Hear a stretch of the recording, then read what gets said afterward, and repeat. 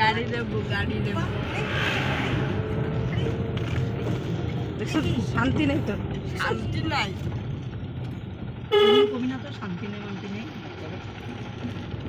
এক জায়গায় বইতেছে মাথা মানে ডাম করে লাগবো, তারপরে গাড়িটা আবার ছুঁয়া দেখো না মাথা লাগবে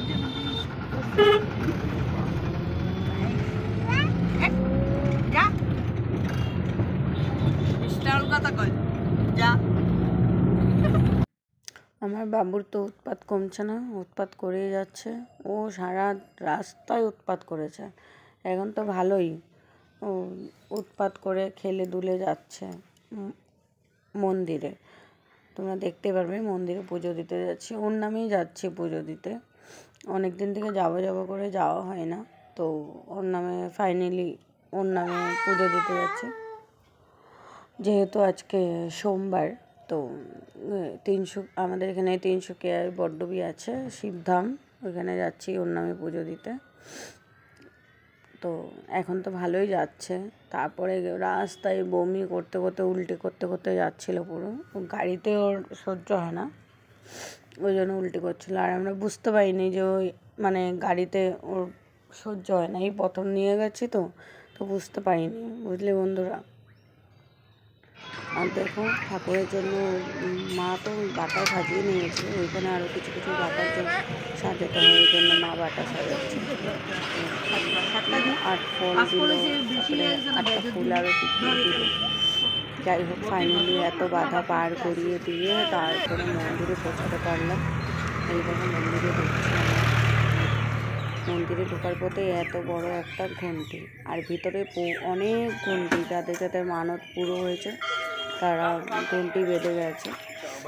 আর এত ঘন্টি এখানে, মানে কি বলবো, এত ঘন্টি, চারিদিকে ঘন্টি ঘন্টি। তো এটাকে অ্যাকচুয়ালি বলে ঘন্টি বাবার মন্দির। তো কী বলছিলাম, কোথায় ছিলাম ভুলে গেছি, যেহেতু একটা কলেজ ছিল। যাই হোক মন্দিরে ঢুকলাম, তারপরে দেখবে চারিদিকে এত ঘন্টি দেখা, আর বাবু তো আমার ঢুকছেই না, এত মানুষজন দেখে ভয় লাগছে, মন্দিরে ঢুকতেই চাইছে না, সমানে চিল্লা পাচ্ছে। ফাইনালি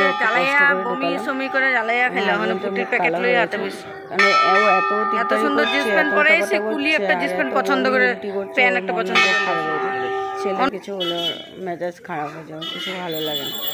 তো যাই হোক চলো মন্দিরে ফাইনালি পুজো দিতে গেলাম। এখন পুজো দেবো, লাইনে দাঁড়াতে হবে, অনেকটা বড় লাইন। দেখো অনেক পায়রা, যাদের মানত রয়েছে অনেকে বললে আমি পায়রা দিয়ে দেবো, পায়রা দিয়ে দেয়, তো পায়রা দিতে পারছে।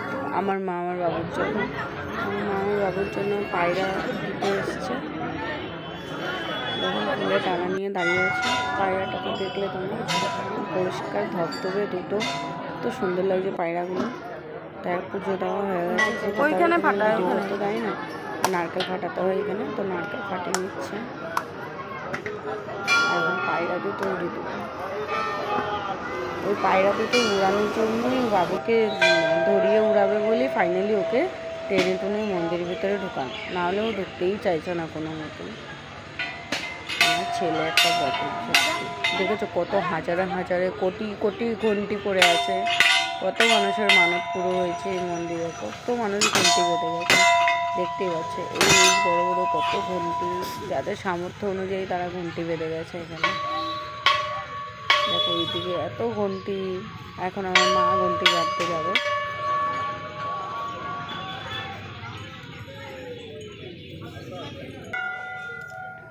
আমার মা ঘন্টি বাঁধছে, তো ঘন্টি কিনে রেখেছিলাম ঘরে, যাওয়ার টাইমে ফাইনালি ভুলেই গেলাম ঘন্টিটাকে নিয়ে যেতে, আবার ওইখান থেকে একটা ঘন্টি কিনতে হয়েছে। যাই হোক সেই ঘন্টিটা ঘরে রয়েছে, আর একটা ঘন্টি নিয়ে গেলাম, নতুন কিনে নিলাম, নিয়ে ওখানে গিয়ে দেখলাম। আর অনেক লোকের সাথে বাজছে, চলো দেখতে থাকো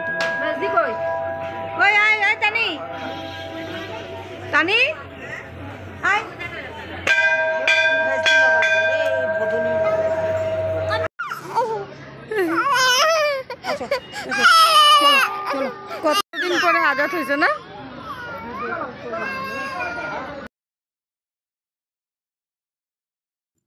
দেখো অনেক হুটাপাটা করে পুজোটা দিয়ে বেরোলাম ওখান থেকে।